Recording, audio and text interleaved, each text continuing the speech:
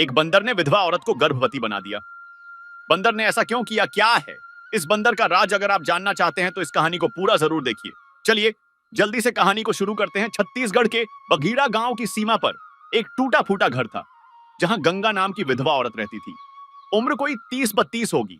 गेहुए रंग की बड़ी बड़ी उदास आंखें और सिर पर हमेशा पल्ला डाले रखने वाली गंगा 3 साल पहले अपने पति को खो चुकी थी। जंगल में लकड़ी काटते वक्त एक जंगली सुअर के हमले में मारा गया था। उसके बाद गंगा की दुनिया उजड़ गई थी। न कोई संतान, न कोई सहारा। गांव वालों से उसका बहुत कम मेलजोल था। कुछ लोग कहते गंगा पर कोई साया है, कुछ कहते उसकी कोख में श्राप है, तभी तो कोई बच्चा नहीं हुआ। गंगा इन बातों का जवाब नहीं देती। वो बस सुबह जंगल जाती, लकड़ियां काटती और शाम को चूल्हा जला लेती। एक दिन जब गंगा जंगल में लकड़ियां इकट्ठी कर रही थी, उसकी नजर एक घायल बंदर पर पड़ी। वह एक पत्थर के नीचे दबा हुआ था और उसकी टांग से खून बह रहा था। आसपास कोई नहीं था। गंगा को उस पर दया आई। उसने लकड़ी की एक छड़ी बनाई, बंदर को धीरे से उठाया और अपने कपड़े में लपेट कर घर ले आई। उसने उसे नहलाया, उसकी टांग पर जड़ी बूटी लगाई और केले चना खिलाया। वो बंदर कुछ डरता था, पर धीरे धीरे गंगा की उपस्थिति में सहज हो गया। गंगा ने उसे नाम दिया बिरजू। बिरजू अब गंगा का साथी बन चुका था।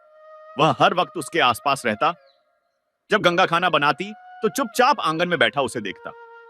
जब वो कपड़े धोती तो बाल्टी के पास बैठकर अपनी पूंछ हिलाता। गांव वालों ने देखना शुरू किया तो बातें बनने लगी। अकेली औरत और बंदर, ठीक नहीं है ये। गंगा ने बातों की परवाह नहीं की, लेकिन कुछ था बिरजू में। उसकी आंखों में इंसानों जैसा गहरा भाव, जैसे वह कुछ कहना चाहता हो। कुछ महीने बाद गांव की औरतों ने नोटिस किया कि गंगा का शरीर बदल रहा है। उसका पेट फूलने लगा था। पहले सोचा गया कि वह बीमार है, लेकिन कुछ ही दिनों में शक पुख्ता हो गया। गंगा गर्भवती है। अब गांव में तहलका मच गया। पंचायत बैठी। गंगा को बुलाया गया। सरपंच ने पूछा, यह बच्चा किसका है? तुमने तो कभी किसी मर्द से मेल नहीं किया। गंगा ने सिर झुका लिया, बड़ी मुश्किल से बोली, जिसका है वह इंसान नहीं है। गांव में सन्नाटा छा गया। उसी रात गांव में एक बुजुर्ग साधु आया। उसने गंगा की आंखों में देखा और कहा, यह कोई साधारण बात नहीं है। यह बंदर सिर्फ जानवर नहीं, किसी श्रापित आत्मा का वास है।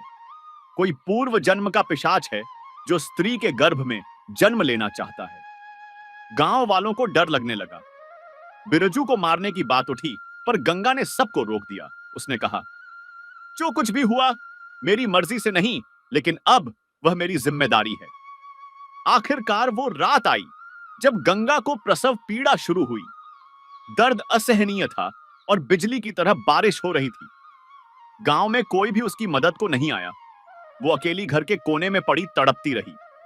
रात के 1 बजे उसने एक बच्चे को जन्म दिया, लेकिन वह बच्चा सामान्य नहीं था। उसकी आंखें लाल थीं, हाथ पैर छोटे और शरीर पर हल्के बाल थे। वह रोने के बजाय बंदर की तरह चिल्ला रहा था। गंगा डर गई, पर उसे सीने से लगा लिया। बाहर बिरजू खड़ा था। उसकी आंखों में अजीब संतोष का भाव था।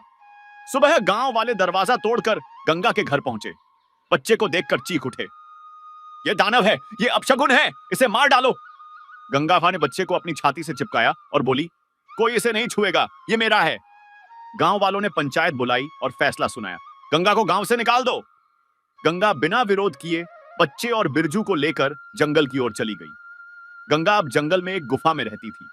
वो अपने बच्चे को प्यार से पाल रही थी। उसका नाम उसने रखा वीरू।